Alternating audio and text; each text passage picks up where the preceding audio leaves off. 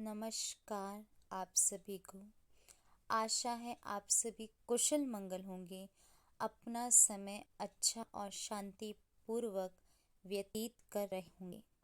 तो आज हम बात करने जा रहे हैं गीता जयंती अर्थात गीता महोत्सव। तो यहाँ बात कही जाए हिंदू धर्म के सबसे बड़े ग्रंथ के जन्म दिवस को गीता जयंती कहा जाता है। भगवत गीता का हिंदू समाज में सबसे ऊपर स्थान माना जाता है। इसे सबसे पवित्र ग्रंथ माना जाता है। भगवत गीता स्वयं श्री कृष्ण ने अर्जुन को सुनाई थी। कुरुक्षेत्र के युद्ध में अर्जुन अपने सगों को दुश्मन के रूप में सामने देख विचलित हो जाते हैं और उन्होंने शस्त्र उठाने से इनकार कर देते हैं। तो तब स्वयं भगवान श्री कृष्ण ने अर्जुन को मनुष्य धर्म एवं कर्म का उपदेश दिया। यही उपदेश भगवत गीता में लिखा हुआ है, जिसमें मनुष्य जाति के सभी धर्मों एवं कर्मों का समावेश है। तो गीता जयंती मार्गशीर्ष शुक्ल पक्ष की एकादशी का दिन भगवत गीता जयंती के रूप में प्रतिवर्ष मनाया जाता है। भगवत गीता का जन्म भगवान श्री कृष्ण के मुख से कुरुक्षेत्र के मैदान में हुआ था। इस वर्ष 2022 में 3 दिसंबर को ये गीता जयंती मनाई जाएगी। गीता की उत्पत्ति का जो विस्तार है उसके बारे में अगर हम जानें तो हम समझेंगे कि कुरुक्षेत्र का जो मैदान वही गीता की उत्पत्ति का स्थान है। कहा जाता है कलयुग में प्रारंभ के महज 30 वर्षों के पहले ही गीता का जन्म हुआ, जिसे जन्म स्वयं श्री कृष्ण जी ने नंदी घोष रथ के सारथी के रूप में दिया था। गीता का जन्म आज से लगभग 5140 वर्ष पूर्व हुआ था। श्रीमद् भगवत गीता जयंती केवल हिंदू सभ्यता को मार्गदर्शन नहीं देती, बल्कि यह जातिवाद से ही ऊपर मानवता का ज्ञान देती है। गीता के 18 अध्याय में मनुष्य के सभी धर्म एवं कर्म का ब्यौरा है। इसमें सतयुग से कलयुग तक मनुष्य के कर्म एवं धर्म का ज्ञान है। गीता के श्लोकों में मनुष्य जाति का आधार छिपा है। मनुष्य के लिए क्या कर्म है, उसका क्या धर्म है, इसका विस्तार स्वयं श्री कृष्ण ने अपने मुख से कुरुक्षेत्र की उस धरती पर किया था। उस ज्ञान को गीता के पन्नों में लिखा गया है। यह सबसे पवित्र और मानव जाति का उद्धार करने वाला ग्रंथ है। अब भगवत गीता का जो वाचन और इसका उद्देश्य क्या था वो हम जानते हैं कि जो महाभारत काल है उस समय जो कुरुक्षेत्र का वो जो भयावह युद्ध, जिसमें भाई ही भाई के सामने शस्त्र लिए खड़ा था, वह युद्ध धर्म की स्थापना के लिए था। उस युद्ध के दौरान अर्जुन ने जब अपने ही दादा, भाई एवं गुरुओं को सामने दुश्मन के रूप में देखा तो उसका गांडीव यानी अर्जुन का धनुष हाथों से छूटने लगा। उसके पैर कांपने लगे। उसने युद्ध करने में अपने आप को असमर्थ पाया। तब भगवान श्री कृष्ण ने अर्जुन को उपदेश दिया। इस प्रकार गीता का जन्म हुआ। श्री कृष्ण ने अर्जुन को धर्म की सही परिभाषा समझाई, उसे निभाने की ताकत दी। एक मनुष्य रूप में अर्जुन के मन में उठने वाले सभी प्रश्नों का उत्तर श्री कृष्ण ने स्वयं उसे दिया।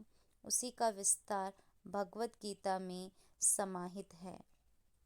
जो आज मनुष्य जाति को उसका कर्तव्य एवं अधिकार का बोध कराता है। गीता का जन्म मनुष्य को धर्म का सही अर्थ समझाने की दृष्टि से किया गया। जब गीता का वाचन स्वयं प्रभु ने किए तो उस वक्त कलयुग का प्रारंभ हो चुका था। कलयुग ऐसा दौर है जिसमें गुरु एवं ईश्वर स्वयं धरती पर मौजूद नहीं है, जो भटकते अर्जुन को सही राह दिखा पाए।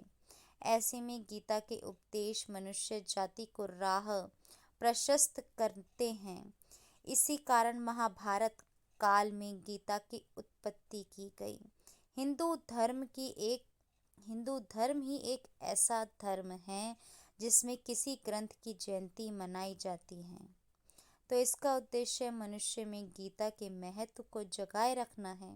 कलयुग में गीता ही एक ऐसा ग्रंथ है जो मनुष्य को सही गलत का बोध करा सकता है। तो ये जो भगवत गीता जयंती अर्थात गीता, इसको हम बड़े धूमधाम से मनाते हैं। इस दिन भगवत गीता का पाठ किया जाता है। देश भर के इस्कॉन मंदिर में भगवान श्री कृष्ण एवं भगवत गीता की पूजा की जाती है, भजन एवं आरती की जाती है। महाविद्वान इस दिन गीता का सार कहते हैं। कई वाद विवाद का आयोजन होता है। इसके जरिए मनुष्य जाति को इसका ज्ञान मिलता है। इस दिन कई लोग उपवास रखते हैं। गीता के उपदेश पढ़े एवं सुने जाते हैं। गीता जयंती मोक्षदा एकादशी के दिन आती है। इस दिन विष्णु भगवान की पूजा की जाती है। भगवत गीता का पाठ किया जाता है। इससे मनुष्य को मोक्ष का मार्ग मिलता है। तो दोस्तों, जैसा हमने बात की, हिंदू धर्म में वेद पुराणों की तरह कई ग्रंथों को भी बहुत महत्व दिया गया है, जिसमें श्रीमद् भागवत गीता प्रमुख है। मार्गशीर्ष महीने के शुक्ल पक्ष की मोक्षदा एकादशी के दिन गीता जयंती मनाई जाती है। तो इस साल हम 30 दिसंबर को 2022 शनिवार का जो दिन है उसमें गीता जयंती मनाएंगे। भारत के अधिकांश घरों में श्रीमद् भगवत गीता की पूजा स्थान पर रखी जाती है और रोज इसकी पूजा भी की जाती है। कई लोग रोज भगवत गीता की पूजा भी करते हैं।